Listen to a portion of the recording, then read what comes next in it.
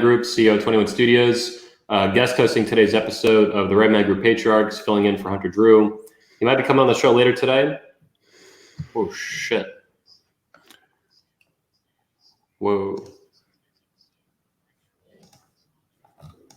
Oh, that was me. I just was like, the fuck's the audio coming from? Sorry, guys, technical problem. Fixed now. That was my own audio playing off the YouTube video. Back to the show. Anyway, I'm filling up for Hunter Drew today. He's usually the host of this style of the show, the Patriarchs Edition for fathers and husbands. He's in the hospital right now. His little sister is having a baby, so that's going on. So he might be coming in later in the show today. We'll see. Anyway, it's episode 15, and we're talking about long-term relationships and marriages and maintaining attraction through these things, as well as how to get back into the dating game once you get divorced, something that I've been through myself, even though I'm not a father. Joining me on today's show is, of course, Texas Dom, an alumni speaker of the 21 Convention twice over, as well as a frequent panelist on the Red Man Group Patriarchs. He's been on several times. And today with me, Tim, T.W. Beckett here. He's on Twitter at A Father's Journey, and he also has a website at a-fathers-journey.com. I'll have him intro himself in a minute, but he's happily divorced, a single father. He has shared custody, and he's a kick-ass dude that comes highly recommended from Hunter Drew for today's show. So that said, boys, thanks for joining me today. The only non-father on today's show. No, I appreciate you filling in for Hunter. I just think Hunter didn't want to show up without the beard. He shaved his beard off, and I'm thinking he's just gun shy now. I don't even do.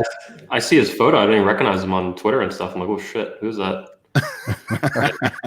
Yeah, we'll give him some shit when he gets here, if he gets here. So hopefully his sister's doing okay.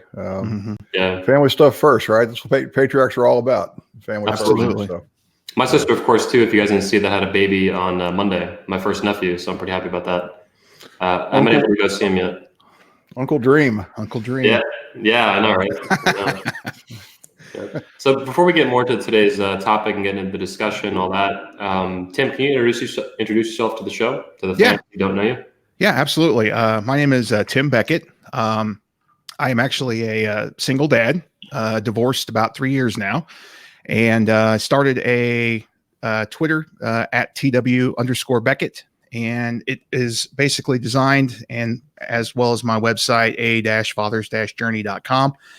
It's designed to help guys who are basically coming out of divorce by kind of explaining and showing my life and everything that I did and I am experiencing right now. So it's almost like I'm live tweeting every day exactly what I'm doing, getting back into the dating pool, dealing with single dad issues, dealing with custody issues with my ex, just some of the things that guys are essentially struggling with that I can help them with, and I can get them some information that they really need. So I do a lot of different things. I essentially discovered all sorts of things when I got divorced. I discovered game.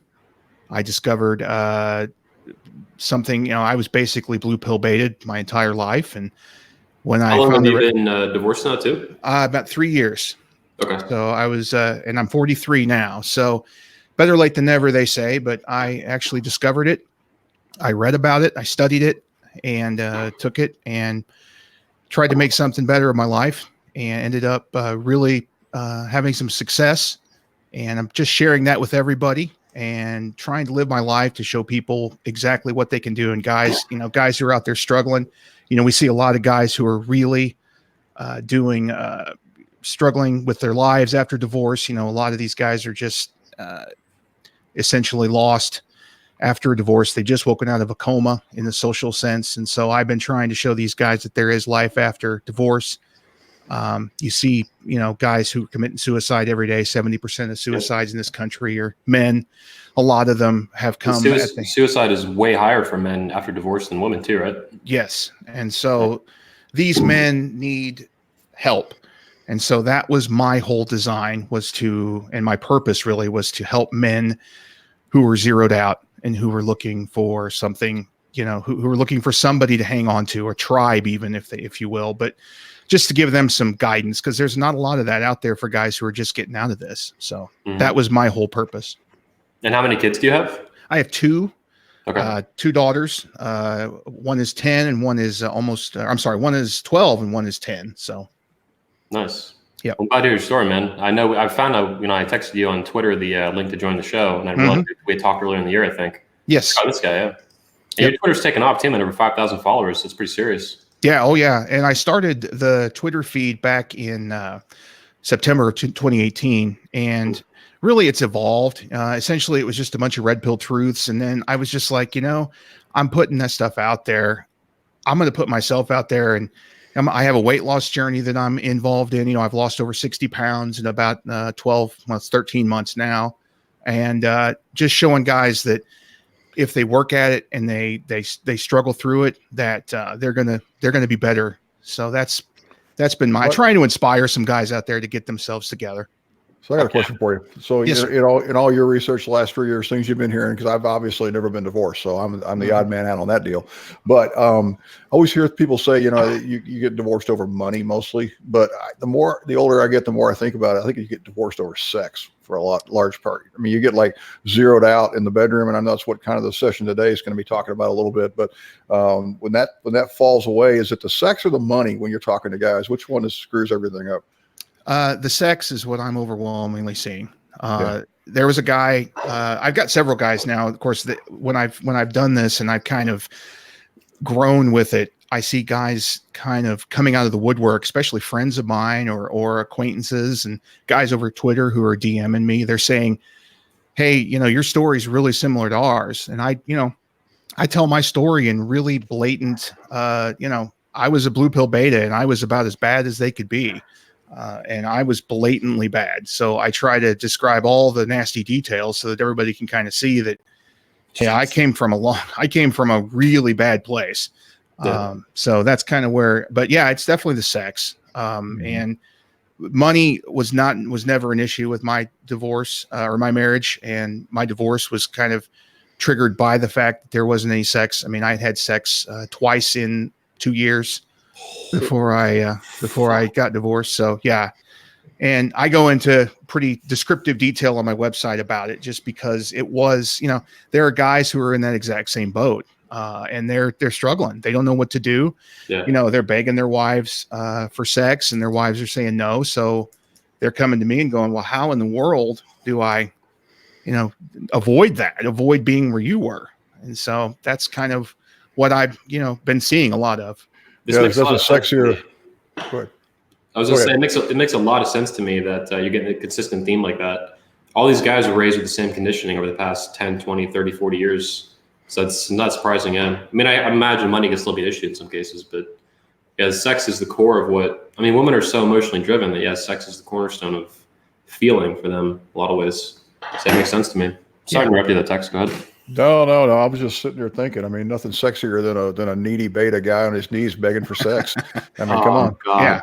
Yeah. I mean, so, and I can say that because there were a few years in our marriage where it was starfish mercy sex is all that shit was. And looking back at it, man, it would have been better just to walk away from it. But at the time, you just don't fucking know what you don't know.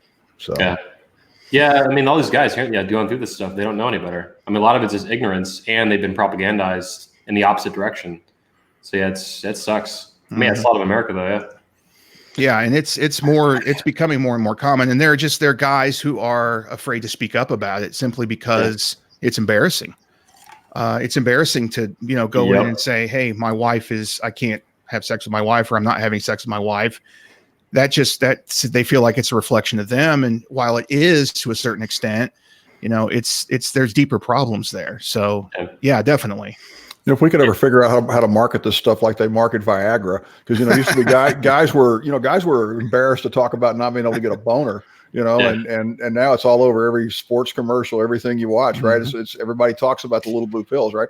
We just figure out how to market our red pill version of how to start having sex again, right? As well as that. I mean, God dang, we'd be the problem with guys on the planet. The problem with that is that exactly kind of it is funny, but what you're hinting at is that people want some simple, instant answer. And going through that journey, I mean, your thing is called literally a father's journey. And, repairing, your own attitude and personality and things in relation to women, that's tough. And that's tough for pretty much every dude. So they want the instant answer, which is There is no instant answer. You can go to a conference, you could take a workshop, you could take coaching, you can spend months, even years trying to figure this out. And it's going to take time.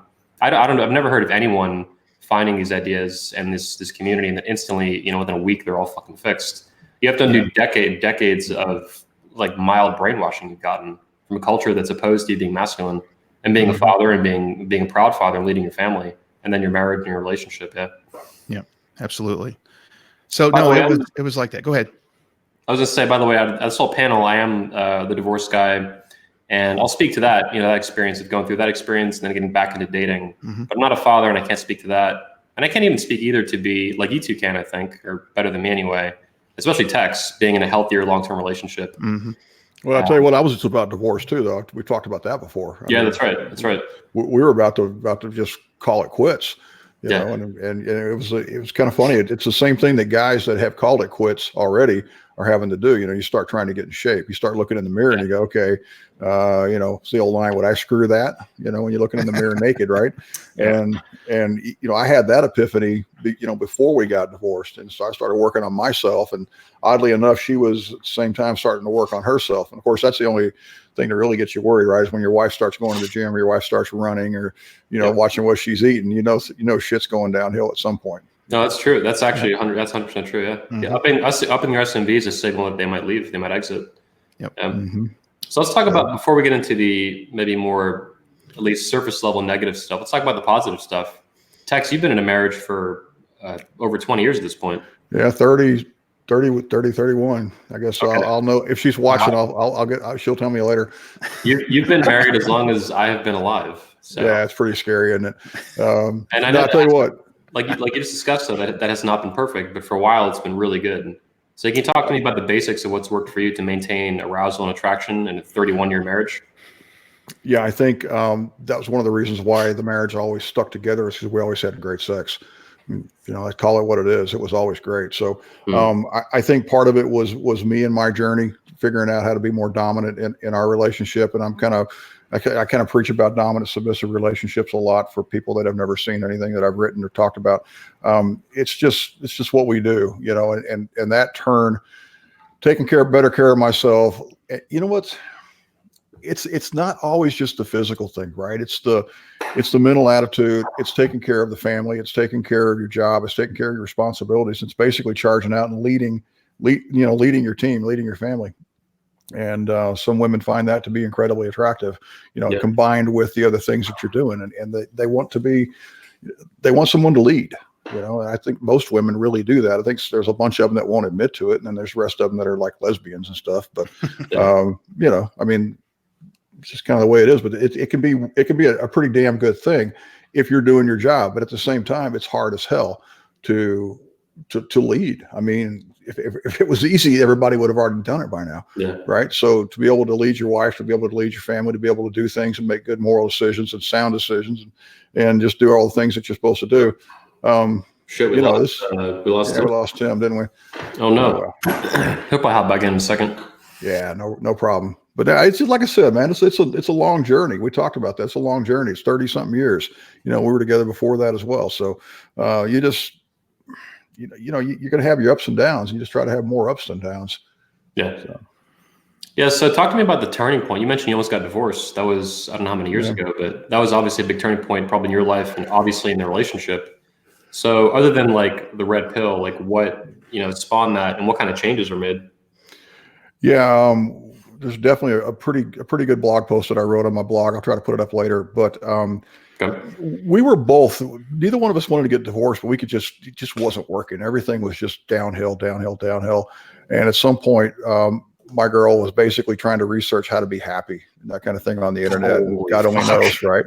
No, seriously. Yeah. How to be a happy woman and shit like that, because she was unhappy, I was unhappy, and she ended up stumbling across this Christian women's submissive website, and she started reading about submissive. This was before the whole 50 Shades thing was really cranking, and she started really reading about that, and she started trying to, I don't know if they had like quizzes or some shit like that, but it was basically, she basically came to me when I thought we were done. And she said, "Hey, look, I think I'm a submissive and I think you should be my telling you, she goes, I really want to know." She goes, I think we've got this wrong. I've been trying to drive the bus here, and you've been trying to drive the bus. And we've been butting heads now for 5-6 years. So basically, she comes up to you and she's like, "Daddy, text, can you paddle me?" Is that the gist of this conversation?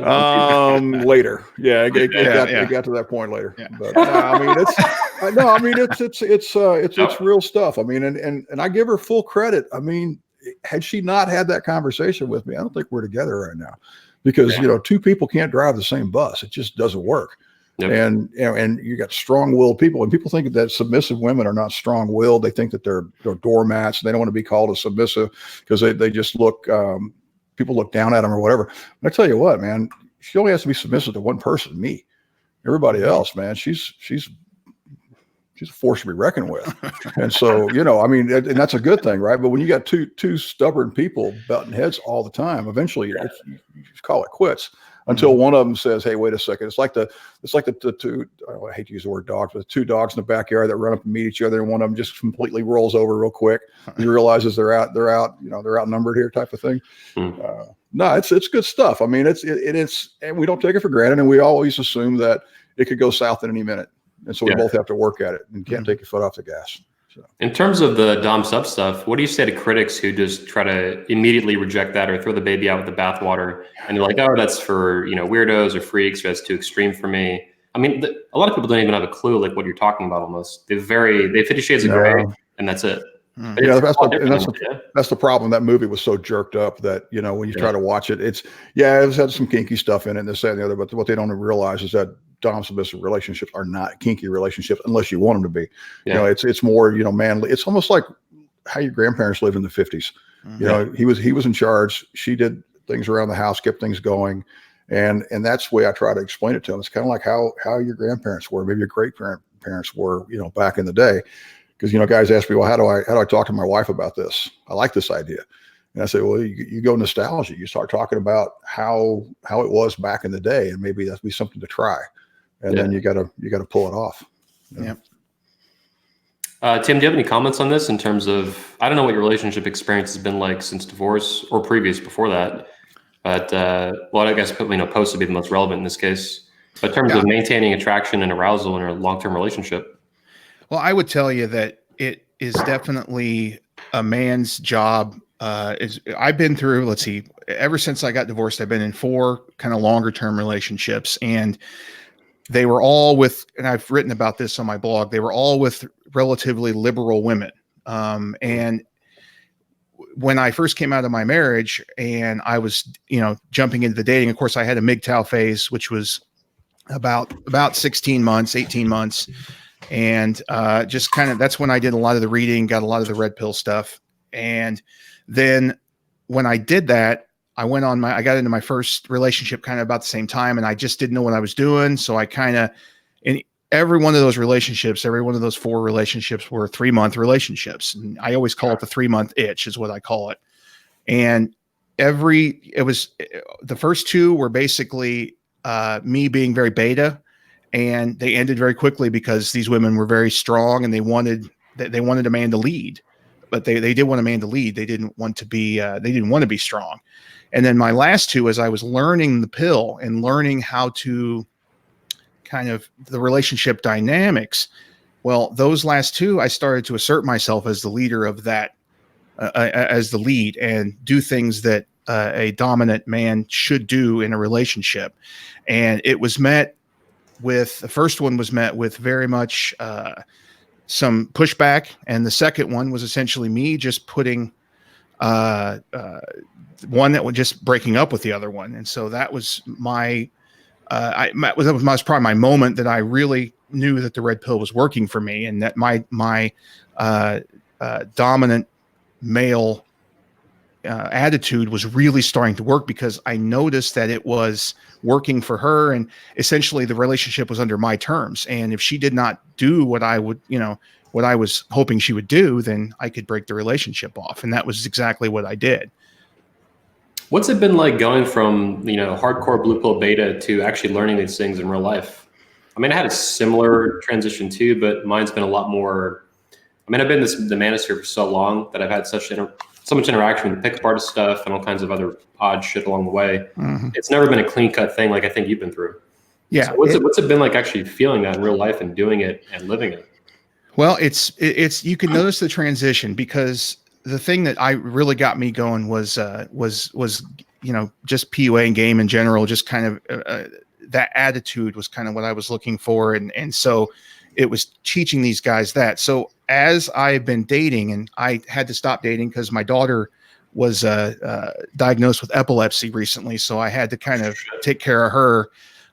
So now I'm back and she's feeling better, thank goodness. And she's about a month and a half epilepsy free. So we're watching that, but now I can kind of get back to where I was. But I mean, I essentially just kind of did it by practice. And it was so hilarious because I had such crippling social anxiety that, when I got out of my marriage, I was just like, what am I going to do? So I had to force myself to do things. And it was like, guys are always kind of poking fun at the fact, but these are serious issues that these guys cannot deal with. And it was just about going to breakfast by yourself, or going to dinner by yourself, or going up to a bar and just having a drink and talking to the bartender or whatever. I had to actually just reteach myself how to be social again. Because when you're married in that kind of a situation, I had some friends that I used to hang out with, but it was just me and my wife a lot of the time. And so I just didn't have a social, and I wasn't real social before I got married. So I had to reteach myself. It was just, but it really went well. And as I started to gain some momentum and tried to figure out some things, I keep getting better and better. And it was just, it really got me thinking about what I had. A lot of guys will look back and say, I wasted my life. But to me, it's not wasting your life if you wake up at some point, no matter how old you are. So that was something that really hit home for me a lot. At the end there, you're basically saying that as long as you wake up at some point, this has been your journey up to that point. Correct. And obviously it's ideal if you do it younger, but I've heard this a lot in the community over the years. I was always so young, and some of the guys that would attend the conference that we do, that the older guys, like Tex and stuff, they look back at these young whippersnappers at like 25 finding this shit, and they're like, if I only fucking knew. Yeah. But the reality is, hey, as long as you find it, I agree with that. As long as you find it while you're alive, then you've done really well. I mean, the younger, the better though too, in terms of like brain stuff. But something about that. And the key is to, that's one thing that I don't hold back on. You're going to make mistakes. You're going to go through some crap.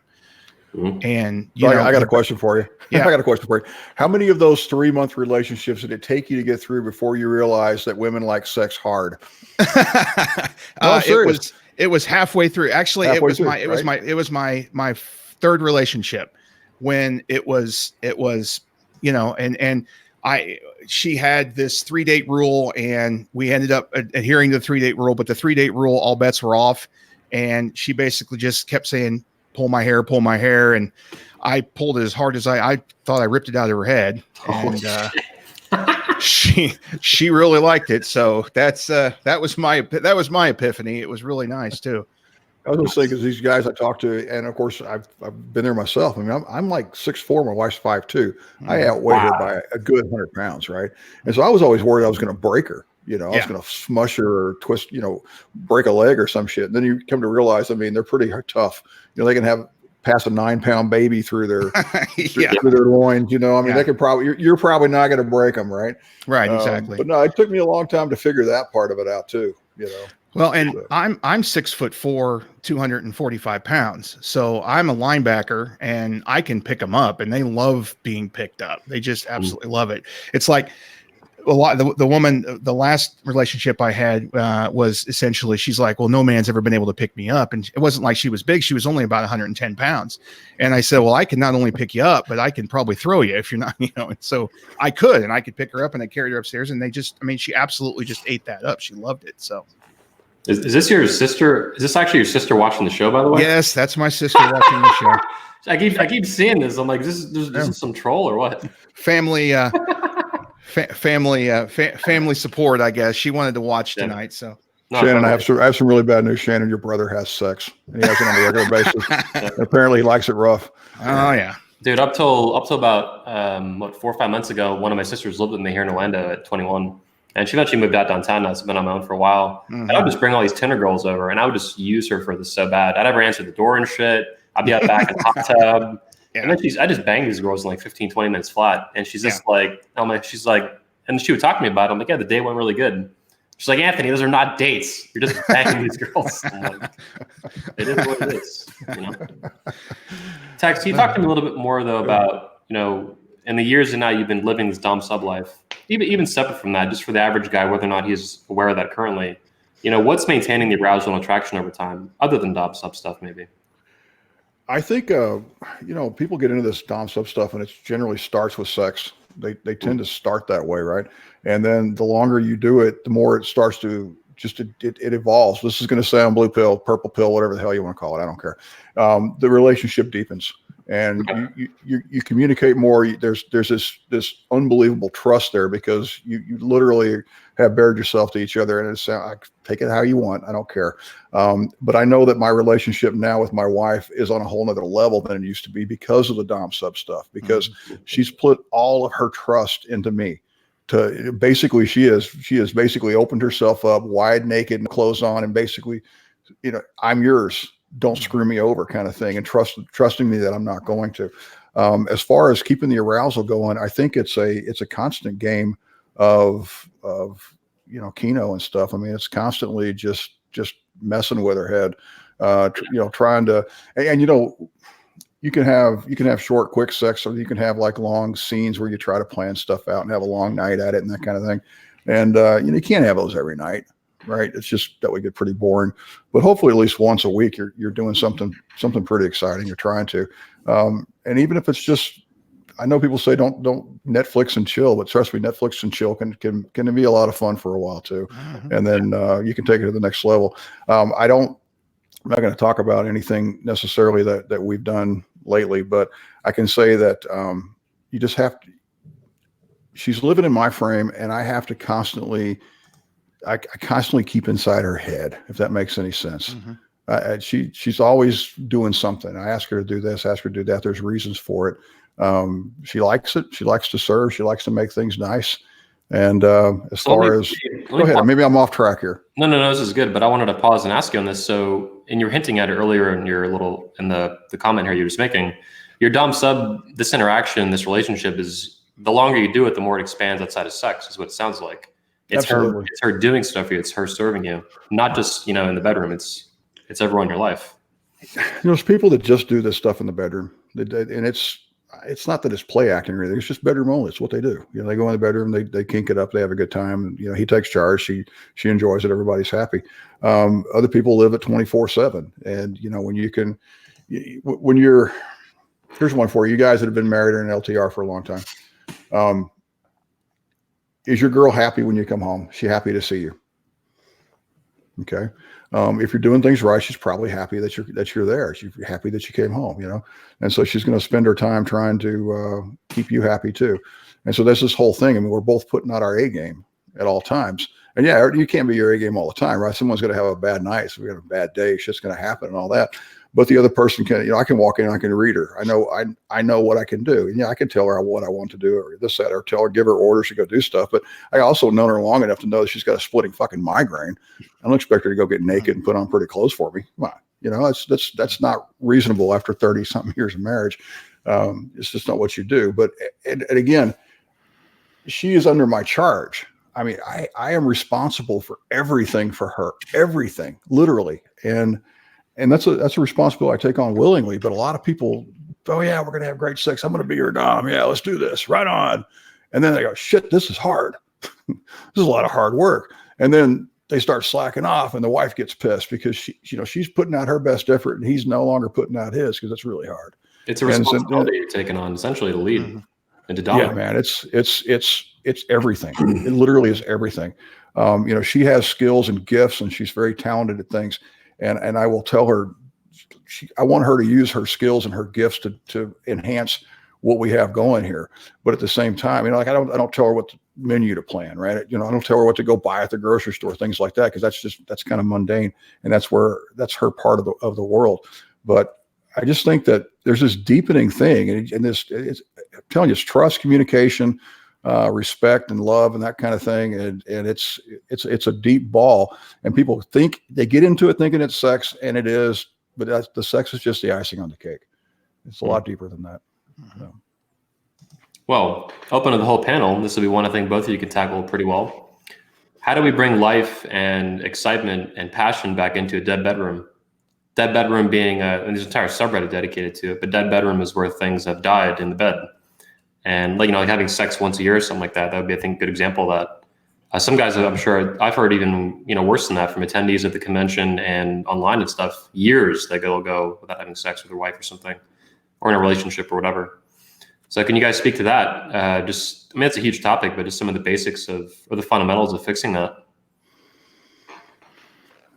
I'd say to me, I can speak from experience and know that I know what a dead bedroom is like. I know what happens or doesn't happen in this particular case. And so my advice to a lot of guys is to focus on what they're doing and get themselves right. Because a lot of these guys, the reason they have a dead bedroom is because, and I always talk about this, once you get into your marriage and it's about 2, 3, 4 years down the line, and things become routine, things get mundane, things get just very robotic. And it happened with me. And these guys are, going through the same things, and they let off the gas. Like Tex was saying earlier, you've got to consistently be at as close to A game as you can be and your best all the time, or at least most of the time, because you have to you have to lead her, and you have to take on a lot of this kind of this pressure that you have to do. And so if she respects you and she's going to, follow your lead, then what you can do is make yourself an example. But a lot of these guys will go and they'll start doing fantasy football, and they'll start watching sports, and they'll start going to tailgates with friends and drinking and watching porn and all of this, self-destructive behavior, because once they get married, it's like, I'm married, so we're good. We'll just kind of we'll just let off the gas and hit the brake, pump the brake a little bit. And I got to say, I've seen this just among the social circle stuff, extended social circle, friends of friends. I've seen that these kind of exact phrases and ideas, these dudes will mouth this off after getting married like a year or two later. And I'm like, obviously knowing what I know, it's fucking alarming. I know it's going to blow up in the face, but they say it so casually. They just totally believe it. And it's really common too. It's amazing.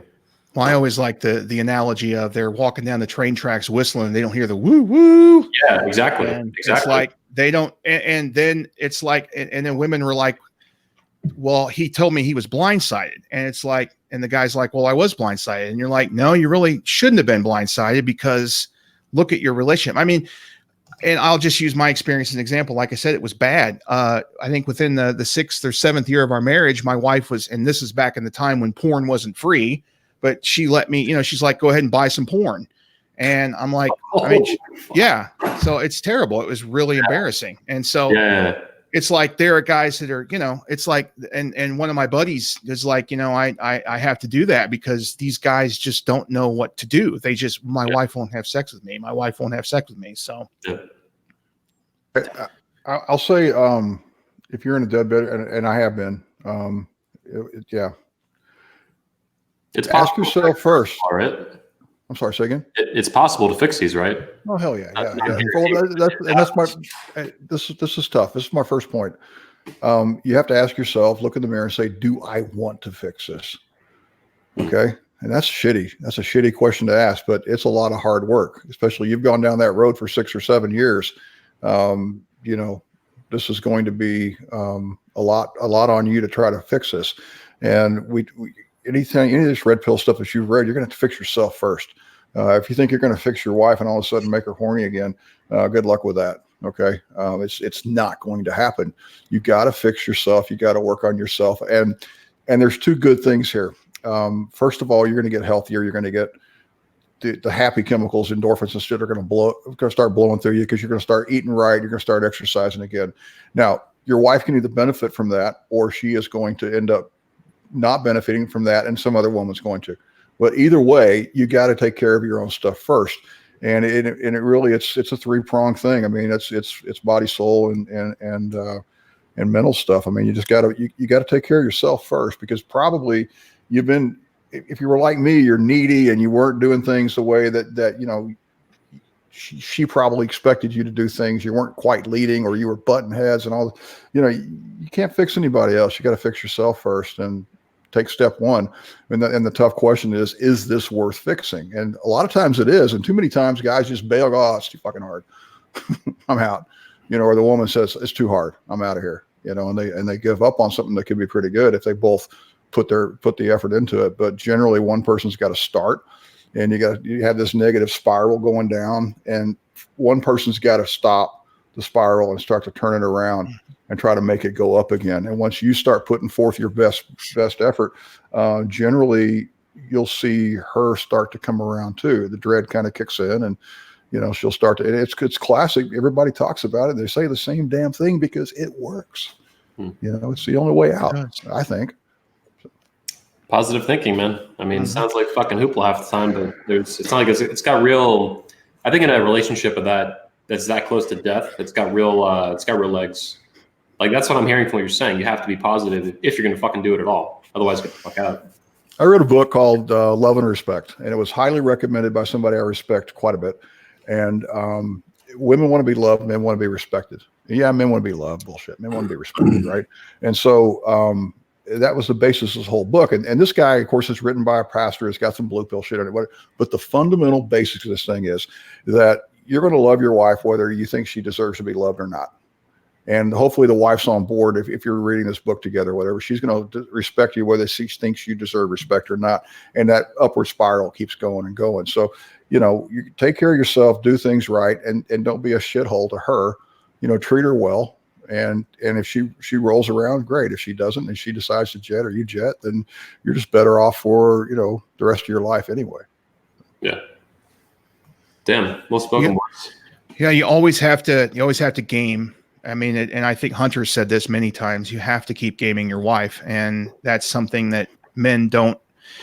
Men are always on, and they hate the idea of always being on. They hate it. They want to relax. They want to have a place where, you know, they can just, and there's times they can do that, but boy, they have to be on. They have to constantly be pushing and constantly. That's the one thing that, if anything, the red pills taught me is the fact that you've got to always be on. You've got to always be, you know, bring your A game to everything. And if you're not tough enough, you need to get tougher. That's it. Yeah. Damn. Let's move the conversation forward a little bit, and we can revisit this if we need to later with Dead Bedrooms. I mean, it's a topic that's got, I think, maybe not endless depth, but a lot. But this show Hunter wanted to do was also on navigating dating after divorce. Tex, you haven't quite been through that, but maybe you have some input. Tim, obviously, you've been through that quite a bit. For me, about the same, too. It's been about 3.5 years now since I've been single. I didn't legally get divorced because I wasn't legally married, but functionally it was almost identical. Mm-hmm. So I can hop into that too in a bit, but you know, my experience has been wild. I mean, again, because I'd been in the manosphere for so long, familiar with all these things, it was just, yeah. I mean, for those of you who don't know, I went through this marriage, you know, this kind of 4.5-year relationship marriage thing, and 2 years of it was technically married in a way. I found out the wife at the time was a escort and had been for several years, a long time, including during the relationship. So that was a fucking doozy figuring that shit out. In addition to all sorts of other lying, conniving behavior, really extreme forms of like the worst elements of femininity. And so getting out of that, moving back to Orlando, about 3 hours from where I lived before, that was the whole experience in 2016 I went through. And that was wild. You know, I've been dating and, you know, I've been pickup for years before I met her. I'd done, you know, for example, before I met her, I'd approached like probably 6,000 women or something like that. I didn't bang 6,000 women, of course, but I'd approached that many at bars and clubs. So I didn't have the same experience as you did, Tim, in terms of like social anxiety and stuff. Like I was kind of rusty, obviously, getting back into that, but within a few weeks, that ended up wearing off. But a lot of it was still new to me. I mean, it was when I was dating before, when I met her, you know, Tinder and Bumble, these dating apps did not exist. I didn't have an iPhone, and the apps themselves, I think, didn't exist at that point, you know, almost at all. But getting back into that in 2016, I was like, look at these fucking tools I have now. Mm-hmm. In addition to going out, meeting women, all these things. So my experience since then has been, I'm still single now. I've had a couple of relationships like you have, technically. Mm-hmm. I don't call them relationships because they're a little bit shorter. They last about 2 months tops. They don't make the 3 mark. That's my own thing too. And I've turned down many women at this point that have wanted to be in relationships. And sometimes that blows up in my face and they'll be screaming Colombian woman. And other times it burns down a fiery inferno. And other times it doesn't. And I'll bang them again 6 months later, a year later, or something like that. So I've had a really, my life is, pretty fucking wild in about 10,000 different ways. And dating post-divorce has been very consistent with that. But if you want to hop, I think if I hear your experience a little more, I can pop in with my own ideas and advice as we go. Yeah, I think that my experience essentially was when I got divorced, I didn't know what to do.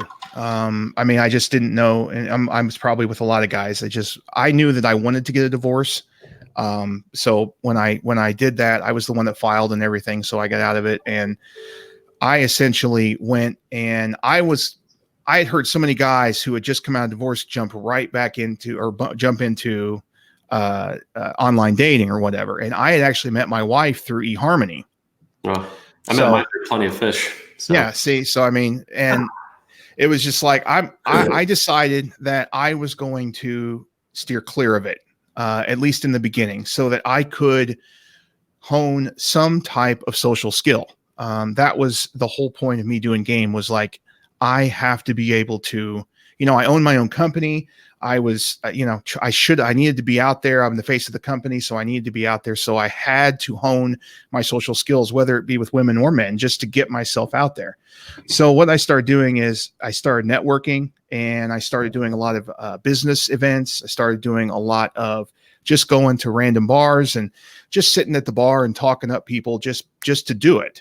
And it was hard at first, and a lot of guys don't know how to do that. But eventually I got to the point where I was talking up bar patrons. I was talking up servers and having dates with them. And it was just kind of all over the place. So, but I knew I was at least generating some kind of game, and I didn't have to go online to do that. A lot of these guys will just, the minute they're divorced, they'll jump right on and get into some disaster on Tinder or Bumble. And they've not learned anything. So my goal was to not be ignorant. I guess that was my whole goal. And I'm still learning to this day. So I'm sharing it with all my followers. I'm sharing what I'm learning. So it was just what it was. So. Yeah. I can speak to that too, that you mentioned, getting immediately jumping into Tinder and Bumble and these things and online dating. And I actually waited, for all of 6 weeks. But for me, that felt like a lot, because I knew the minute this happened, I moved in with Socrates temporarily for like 2 weeks. And I found a place in Atlanta to move into longer term. For about 2 years, I lived there. And I knew, I was like, all right, I got on these apps and I started swiping and these girls are matching with me, but I didn't want to, emotionally, I just wasn't ready for it. That much I could feel. I was like, this is a fucking absolute bomb in my life. The wife I'd been living with for all these years is a fucking prostitute. So I needed to kind of deal with that. But even separate from that, I could feel, I was like, I'm not ready to like dive into this, and doing it could be dangerous. And I was more right than I knew looking back on it. Like, had I met the wrong woman at that time in my life, I could have easily knocked a girl up, done something stupid, STDs, all kinds of stuff. So I ended up waiting about 6 weeks before playing with it more seriously. And I got lucky right off the bat. I was able to bang a pretty decent 7, this nice little nurse, pretty quick. And it felt really good to, kiss a new woman for the first time in a long time, fuck a new woman for the first time in a long time. So it was therapeutic to finally do that, but I'm glad I waited at least, minimal 6 weeks. Other guys I can imagine would need a lot more than that. And that got me into a good kind of role after that. It was, it wasn't like every day or anything like that, but every few weeks I pick up a new one like that off Tinder or something like that. And then that kind of eased me back into going to bars and stuff like that, where it's a little more intense. Even having done it thousands of times at that point, it was different having not done it for, 4.5 years at that point. So the rust was coming off, and that took a couple months to come off. Even to this day, I feel like I'm probably better at it now than I've ever been, but I still feel, I would wonder sometimes, like self-doubt. I'm like, shit, was I better at like 22 or am I better at like, 31 now? I don't know. Right. I mean, with all these apps and stuff, I mean, this is like women. Do they even have to leave their couch now? I mean, do they go to bars anymore? I mean, I'm not a single guy. I don't know all this stuff. Half the time they're on their fucking phone playing around. Elliot Hulse says it's funny as shit when he talks about it. He's like, they're always, I forget the exact terms he uses, but they're always playing with their phone or charging the phone, playing with their phone, charging their phone. The charging bit is what got me, because I don't really think about that, but he's right. Yeah. Charging the shit constantly. But at bars now, Tex, you actually see that these young girls that are in their teens and 20s and stuff, they're on their phone constantly, and not literally the whole time, but it's a lot. And I've even seen, now this is kind of rare, but you'll even see some girls have like a fucking, some kind of beta orbiter, or maybe some like, probably not a beta, but more like some gay guy they know. They swipe it on Tinder for her, which is, it's fucking nuts, man. So they'll be at a bar, they're getting hit on or something, and then there's some dude on their phone swiping Tinder for them. It's nuts, man. That's administrative assistant to outsource their swiping. Yeah. I think I wonder also, Tim, when you got out there and you're 40, now you're 43, you say, I mean, the available women that are out there now, are they all damaged as hell? I mean, are there some pretty decent ones out there still? I mean, people always talk, oh, they hit the wall at 30 and they're all messed up by 40. I mean, there are, I mean, a lot of them are, I think a lot of them are having what we are seeing now, this kind of buyer's remorse. They were sold an idea about a life, living a life like a man. And, I always tell them that, it sucks, doing what men do sucks. If you're a woman and you're trying to do what a man does, because a man is, built for different types of things than a woman is.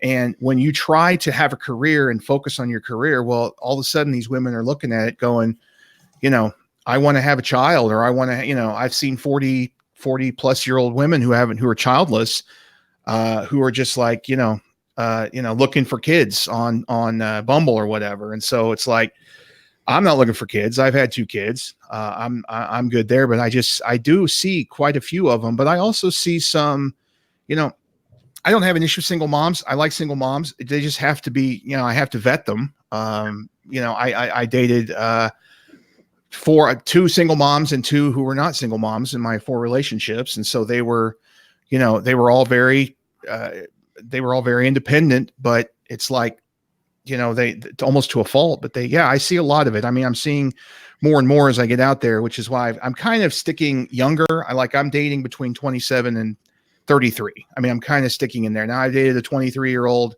and that was purely for the sex. And but I mean, it was good sex. Don't get me wrong, but it's just like, it's like, she wasn't bringing anything to the table in terms of anything else, because I obviously couldn't really talk to her. But I mean, we had enough to say to get her in the bedroom, so that's all that matters. And so it was like, but no, I mean, that's kind of why I'm sticking to 27 to 33, because at least it's not their epiphany phase, but I'm also looking at women who maybe don't want to have kids. And so is it picky? Yeah, but I can afford to be picky because I'm not worried about it. I have no plans. I enjoy my life the way it is. And if something happens, great. If it doesn't, that's just fine too. Yeah. On the single mom issue, I've dated I've dated any of them technically, but I've, dated several of them in Orlando. It was a lot.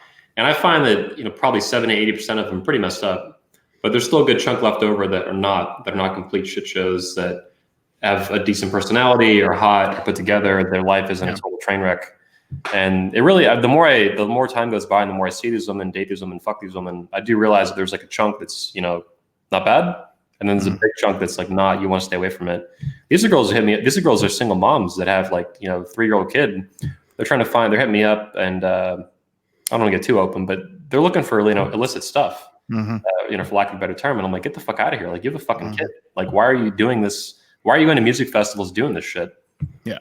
And that's a whole single mother is a whole fucking issue in itself. But I can imagine it's something that you've dealt with or you've interacted with, as a single father. And then, that's pretty minor. Single parenthood, I think, is like 80%, over 80% for mothers.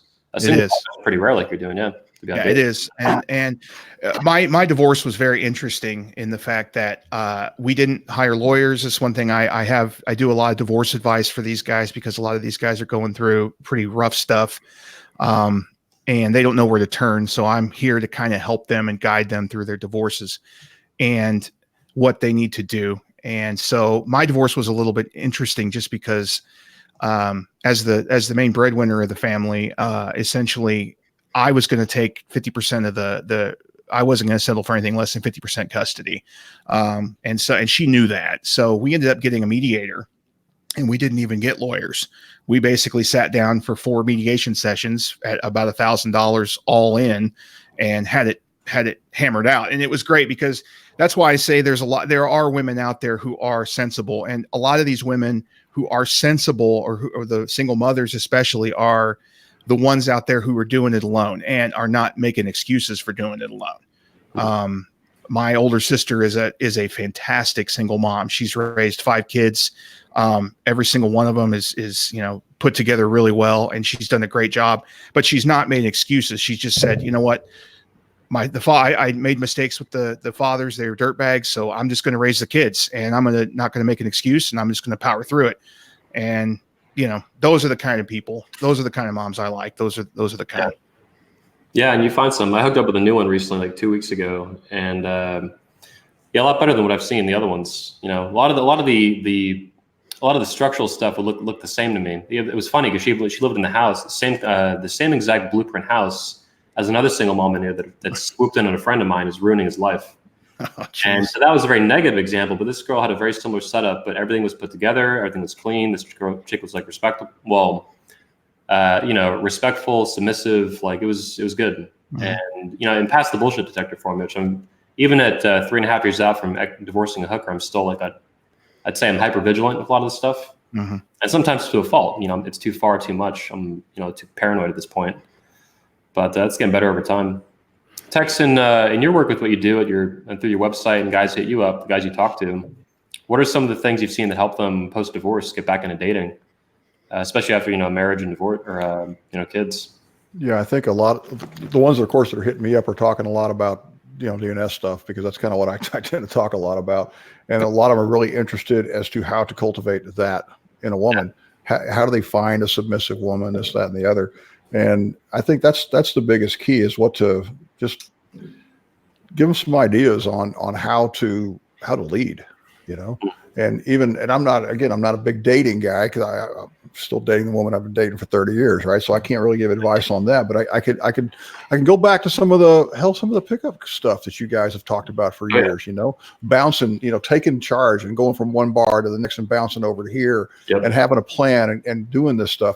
And at the end of the day, that's a very dominant role. Right. Yeah. I mean, if you read any pickup artist stuff, it's real dominating stuff. Mm-hmm. And I think the other thing we were talking about earlier, it's getting past that mindset that a nice guy wouldn't ever have rough sex, or, you got to realize of course you don't want to, you're safe, sane, consensual. You want to make sure that you're dealing with a woman that actually enjoys this kind of thing. Right. And you can kind of do the hair pull thing and a little bit of hair pull and figure out if she's into it or not, and then pull a lot of hair. Right. Yeah. But I'm just saying, I mean, there's so many women out there that don't have a man that can rock their world where they want it to be rocked. I can interject a quick tip based very specifically of what you just said.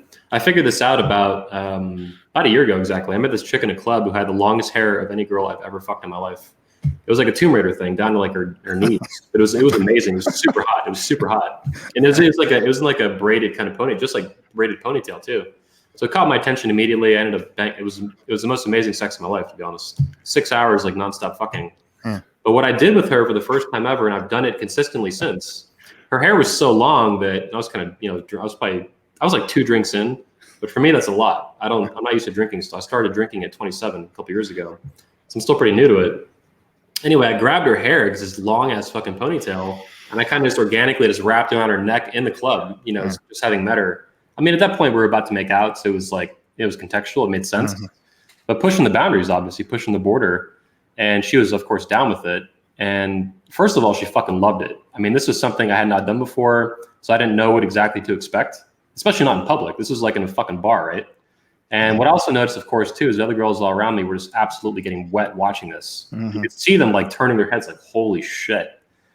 But the point of this, though, is that it was a really good test for how she ended up acting the rest of that night. And this is something I'll do pretty much in every date now. As soon as I get a makeout, or I'm about to get a makeout, if the girl's long enough hair, most of them do, I'll do something similar to this to see how they respond. And if they don't run into it, I immediately back off, of course. Mm-hmm. Right. But 99% of the time, they are into it. Mm-hmm. And it's such a goofy little thing, but you don't need, obviously there's no rope, you're in public, there's no belt, you're not choking her with your hands or anything like that, right? You're just grabbing her hair and you're gently just bringing it around and seeing what happens. And for me, it's like a really good there's probably a pickup, term for it, but it's basically It's an escalation test for what's going to happen later in the night, and I'm pinging for that. And if she's not into it, I might even just back out. I might just like roll off and say, all right, it's not going to be super amazing sex. This might not go anywhere. And my time is going to be better spent the next 90 minutes of my life in this bar finding a chick who is into this kind of behavior. Mm-hmm. So. And there's so many of them that are into this behavior. And of course, come on, we laughed about this last October. 50 Shades of Grey was the #1 selling paperback book of all times, right? There's a reason why. I mean, and that was the funny joke. I mean, my wife and I weren't doing good, and I actually downloaded that onto my iPad. And I'm reading it in bed one night. She walks by. She said, "What are you reading?" I'm like, "I'm reading 50 Shades of Grey." She's like, I can't believe you're reading that trash, And I'm like, well, I'm thinking pretty much going to figure out what all these women are trying to, millions of women are buying this book and reading it for some reason. I want to know why. Right. And that's what I tell guys that are newly divorced, like you were saying, Tim, take your time, relax. You got a number of years to get this down, figure out where you screwed up the first time. Don't do that again. Right. And then try to maybe change your tactics, change things that, figure out who you are first, and then, find something different to do. Don't just keep doing the same stupid shit you've been doing for all these years. Go ahead. I was going to say, post-divorce, one thing I found is I had an ex-fuck buddy who still lived in Orlando, and I hadn't talked to her in the last time I talked to her was when I got engaged, in which case she hit me up. Immediately I had all these girls hit me up from college, right, on Facebook. Right, yeah. But I hadn't talked to her at that point in 3-4 years, or even longer, really, any kind of in a meaningful conversation. So I ended up meeting up with her, and she ended up, too long of a story, but anyway, meeting up with her for wine was a really good experience. And that could have gone bad had she wanted to take advantage of me. I was in a very vulnerable emotional state, reeling from losing this relationship and this bizarre set of events that happened in my life. But it was a very good experience. And I would say that any guy who is recently divorced, if you have old fuck buddies, ex-lovers from a long time ago, probably if you're older especially, but if they're around and they're single, it's worth at some point after your divorce looking into that. Just meet up for wine or a drink or whatever the fuck. And that for me, that went really well. And that was actually that was one of the best moves I made. It was a very positive interaction. It was very genuine for the most part. And it was good to see that. It was good at that point for me anyway, given my specific experience. It was good to feel that, very natural desire and attraction. And I didn't feel like she wanted to kill me or stab me or fucking yeah. So it was real. And I was like, this girl's hot too. This girl's beautiful. Yeah. And it worked out really well. But I wouldn't have thought of that. It was kind of random that it happened. It wasn't on purpose. But had I known, I would have done it even sooner. Well, and that's something I'm finding is a lot of these girls, divorced 3 years ago, April 1st. And there were girls at that time that I was interested in, and they were getting, married, or they were in long-term relationships. And so I kind of missed out on it. And so I just kind of hung back and let it kind of simmer and just focused on myself for a while. Well, now all of a sudden, within the last 8 months, I start seeing women start, hitting me up and going, and I write a lot about that on my Twitter timeline. I say, hey, this girl is, she's starting to hit me up because they start to see that I've raised my value. They start to see that all of a sudden I don't really give a shit anymore. And all of a sudden it's just like, oh, well, he just kind of popped up out of nowhere. And I'm like, well, I've always been here. And so I've just been grinding. And so I've been noticing that. I absolutely been noticing that. And to go back to the point about, sex when you're married, it's like women have fantasies. They have a lot of fantasies, but it seems like when they are talking with their husbands / boyfriends about these fantasies, and they don't even want to talk about it sometimes, but they are literally just embarrassed because what'll happen is they'll spill that fantasy to their boyfriend or husband, and he'll laugh it off, or he'll laugh at it. They have some of these really, very deep and very sensual fantasies, and their husbands and boyfriends will just laugh it off. So it takes away that edge, and it's just like, well, he doesn't care. Every one of these fantasies is they want to feel like they are the object of, they want to be ravaged. They want to be that man's ideal, whatever, even if it's just for that night type of thing. It's why they don't want you watching porn, right, when you're married, because all of a sudden, you're giving all your sexual energy or all your desires going to some random woman over the internet. If guys can just figure out, if you can just, I always tell people, you're going to get a chance to make love to her or fuck her or both.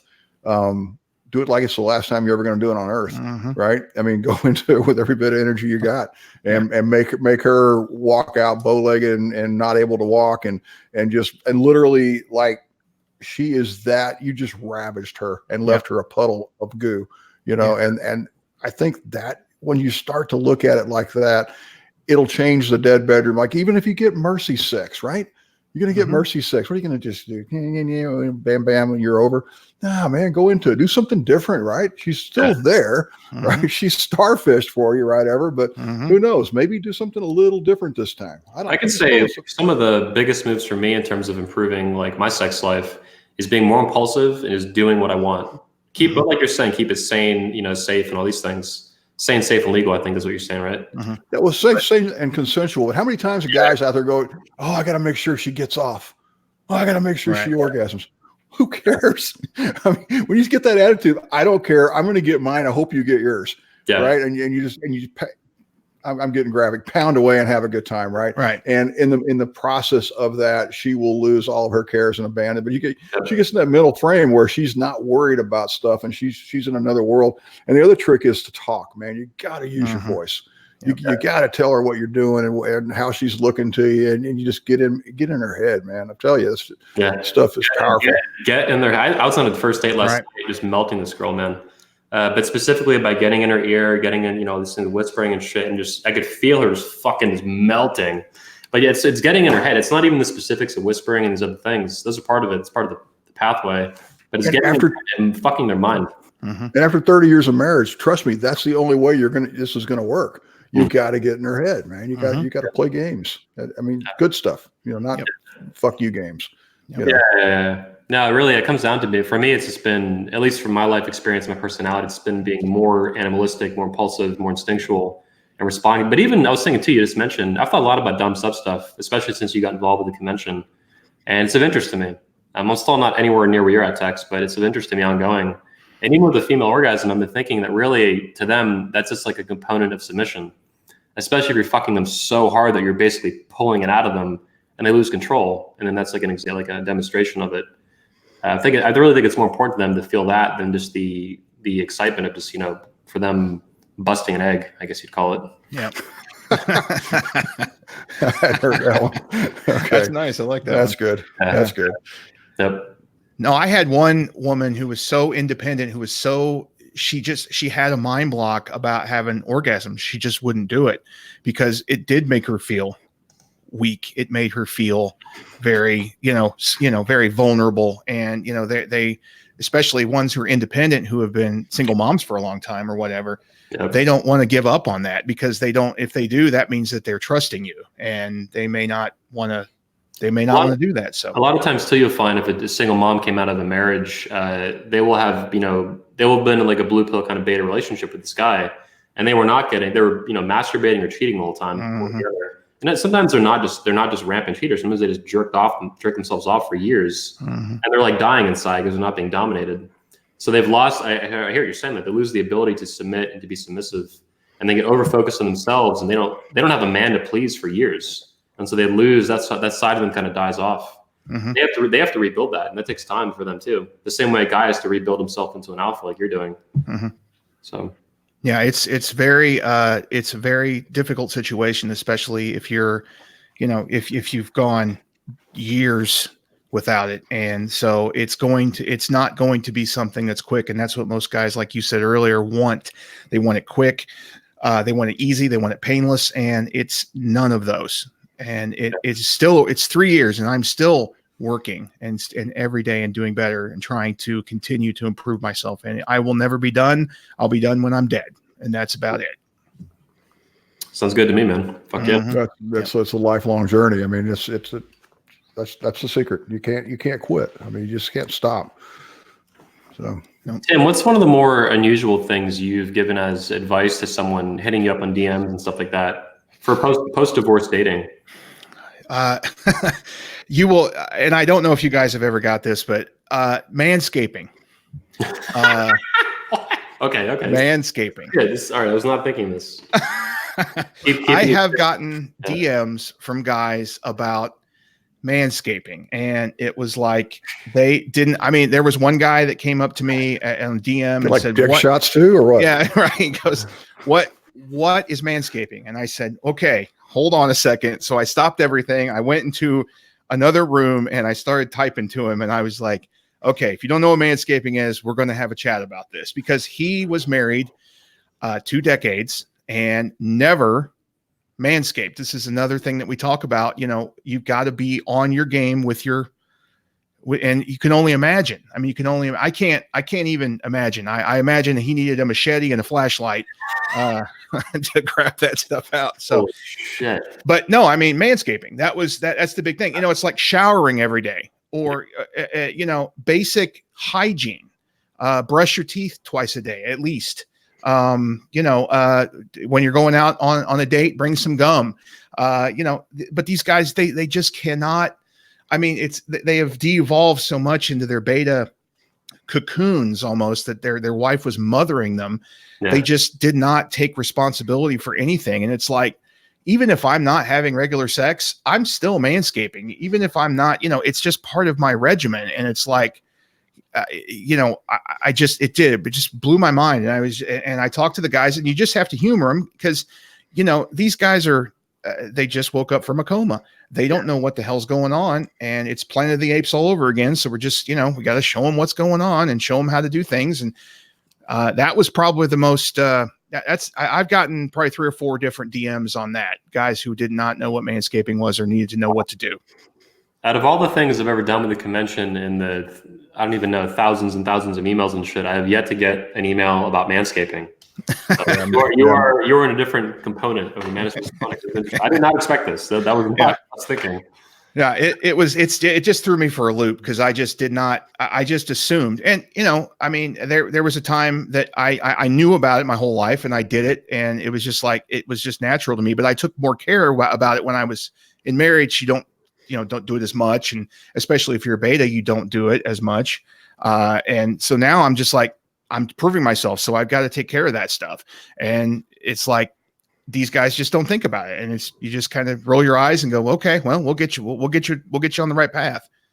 Yeah, I've heard this in other domains too. That just some of the basics with these things, it's so important, and especially in the West, you know, these kind of like this beta and like blue pill crap, you just lose sight of all that stuff.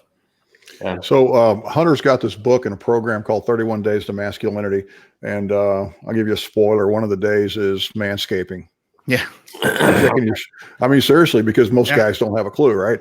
And you don't really think about it, but most don't. And again, there's really no one size fits all to fix all your problems. But I will say, there's that 31 Days to Masculinity program will go a long way towards spending the next 31 days trying to fix your shit. And whether you're married, whether you're single, whether you're divorced, whether you're in dead bedroom or whatever, I couldn't more highly recommend that book. We actually did that program on the fly back in 2017 in March, and just some of us that knew Hunter on Twitter, and next thing you know, he was winging it half the time, right? You know, but the next thing you know, we got through 31 days, and there was probably 15 or 20 guys that did it, and it was pretty freaking cool. Next thing you know, he drew it up into a book, and since then we've been doing Fraternity of Excellence and been doing it a couple of, once a year type of thing. And I've seen this change guys' lives. So I'm just going to give a plug. Since I don't know who this Hunter guy is, since he's not here, but but I'm going to give a plug to his book and his program, because it's a pretty good deal. I am doing believe it or not, and for everybody watching, I am doing the 31 Days to Masculinity on October 2nd. So, and the Fraternity of Excellence, I've already got quite a few guys who are going to be doing it with me. It's my first time doing it. So I told them to be gentle, but I'm looking forward to it. I am actually going to be doing it. I can't recommend that book enough. So nice. Well, then quick commercial break, boys. This show is actually partly sponsored by Fraternity of Excellence. You can actually check the description of this video for a link to join FOE. In doing so, you support the Redman Group, and you can also check the description, but there should be a coupon code to get 10% off FOE, and it's code, I think it's RMG, just like Redman Group. So check out that link and you support the show. Same thing if you're watching this later on 21 Studios, it's also a sponsor of the show or the channel. So fuck yeah. Let me give a plug, man. We got 21 convention coming up in October. And until October 1st, it's a BOGO. It's buy one, get one. Bring a friend, man. You guys both get in at half price. And I tell you what, lives have been changed. I've been to 2 of these things now. I'm excited. I can't wait to get back out again, and I'm plugging it because I just absolutely love it. It's 4 or 5 days to get together, and we swap stories out by the pool in the hallways, smoking a pipe wherever, and the real work sometimes is done after hours. It's done in the hallways and the lounges and stuff. And I'm telling you, if you guys can still get there however you can. So. Fuck yeah. And Tex, you're 100% right. Tickets are bring a friend free. All tickets bought before October 1st, 2019. And on top of that, they are $500 off until October 1st.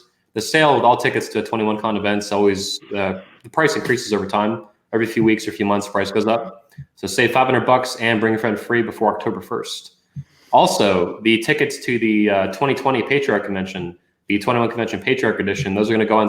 Well, they're not early bird next week, but they're going to be a pre-order for tickets going on sale next week to the public. So if you want to sign up for next year, the second edition ever of the 21 Convention Patriarch Edition for fathers, that'll be going on spring 2020. We'll put out the dates. We might put out a few of the speakers and the pre-order tickets, and those will be a big deal coming out next week. So stay tuned. Our first event of that was earlier this year. That was May 2nd to the 5th, May 3rd to the 5th. It was 3rd to the 5th, 2019. It was big. It was about 100 fathers showed up. It was fucking awesome. I was there, Tex was there, Elliot Hulse, Hunter. Hunter Drew was the keynote, chief patriarch, of course. It was a big deal.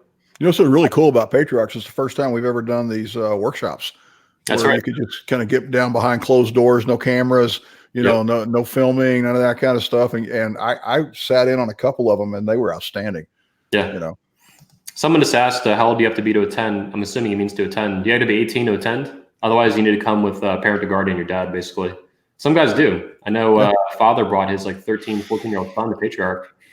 But so if you're younger, you can go. You need a father to go with you, though. But yeah. And the workshops are fucking awesome, Tex. I agree. We did those in Poland, too. So they were new at Patriarch for the first time. We did more workshops behind the scenes. And those are the best part of the convention now, I think. That's what I'm hearing from the attendees anyway. The speeches are obviously, amazing. They're on YouTube and all that stuff later, months, years down the road. But the workshops are really cool. There's no recording and all that. And looks like at Patriarch in Poland, they got really personal, really intimate, and just savage as fuck. I sat in on all of them for about 5-10 minutes each. But Jack Donovan, I got to hear his for about a good 15. And it was just savage as fuck. I could hear his tone of voice and what he was saying. And I knew he was speaking in a way and in terms that he doesn't use on Instagram and in public and stuff. Even speaking on stage, it's different because when the cameras are off, there's no censorship. You don't got to worry about shit. You're not going to get, 20 years from now, you're not going to get attacked for what you said. So yeah, the workshops are fucking amazing. And they're included with the tickets. And a lot of the speakers volunteer to do them. We set them up. Everyone has a good time, and they're pretty badass stuff. So, and we're going to have them, of course, too, the final event of the year here in Orlando coming up. October 24 to 27. Get your tickets now to the 21 convention. Final of the decade. Fuck yeah. Well, boys, any final thoughts on the show topics today? Otherwise, we can close up here in a bit. So, dead bedrooms, long-term relationships, arousal, attraction, dom sub, red pill. It's a whole basket of ideas. I get back to one thing on dead bedroom. Is it worth fixing? And a lot of times it is if you're willing to put in the work. So make that decision first, and then get your ass to work. Okay. Yeah. It didn't take you. It took a long time to get to where you're at. Right. It's not going to happen overnight. It's like Tim was saying. Stuff takes a while, but it's worth it. So. And remember, you got this. Absolutely, you got this. I actually I banged this really hot single mom once because it was super dicey. I was like, can I do this? Can I do this? It was a self-worth thing, right? Smoking chick, and I read Texas site at the last minute going out the door, and it was I just remember reading. It was remember, you got this, and I was like, I do fucking got this. Absolutely. It was amazing, dude. Totally dumb stuff shit. Yeah, dope. TexasDom.com, helping guys get laid one spank at a time. Yep. Here we go. Paid Jim McGee. I remember this guy. Yeah, Jimmy G. Yeah. Appreciate the the shout out, man. Showing your experience like that, big time. No, I will say that the one thing that I've learned more than anything else in this 3 years and where I've come is it's all on you guys. It's all on yourself. Look at that person in the mirror and find out what you want to do. The bottom line in all of this is finding your purpose, finding your convictions, and living your life the way that you want to live it. No one's going to tell you how to live your life.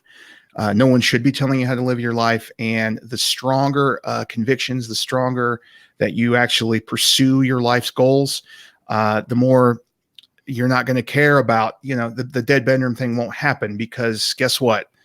You're going to have a woman who's going to be sharing your purpose, sharing your goals, and supporting you. And I can't tell you how many of our patriarchs, especially in Fraternity of Excellence, are demonstrating that every day. And, I can't recommend that organization enough. Hunter's done a fantastic job. Yep. And one thing, just look in the mirror, guys, and you have to tell yourself, are you ready to work? Are you ready to get better? And are you ready to make a change? That's what I would do. Fuck yeah. I gotta say, just hearing you say this, the patriarchs and, FOE and stuff, 2019 turned out to be the year that patriarchy and patriarchs came back into the cool vocabulary, at least in the manosphere. And I did not think about that, late 2018, that was not on my mind. Well, a little bit at the very end of December, obviously, but yeah, it's just funny that turned out. End of the decade, and now patriarchy is beginning to make its step back into culture. Yeah, we're hated. We are hated. They are. Man, I love it. Might Bring as well some more hate. Yeah, Bring some we more are. hate, man. Yeah. Good. There's a war on us. And there's a war on us. And once again, it's those are who are the guys that are going to stand, shoulder to shoulder, with our convictions held strong. And we're just standing there, and we are, we're going to just face whatever comes at us. And we're going to, pursue what we think is the most important thing. And we're not going to apologize for it. That is something that I refuse to do. I'm a strong male. I'm a strong single dad. And I refuse to buckle, and I'm not ever going to do that. So that's just, and bring it on. That's what I'm saying. If they want it, bring it. This is an attitude I can completely endorse and support. Fuck yeah. Mm-hmm. Yeah. All right, boys, I'm going to round out the show. Appreciate everyone tuning in live. Tex, Tim, thank you for your time. Hunter, we'll check in with him in a bit here on the phone, see how he's doing. I hope he's doing well with his sister and all that. Everyone else, see you every other Thursday, Patriarch Show on Redman Group channel, 8 p.m. Eastern every other Thursday. And the regular show, of course, every 11 a.m. on Saturdays on the Redman Group. And, of course, next week there'll be tickets coming out, pre-order for the 2020 Patriarchs Convention, as well as, of course, tickets are on sale to the 21 convention until the end of the month. Buy one, get one free, $500 off. Peace out. Tex, Tim, thank you very much.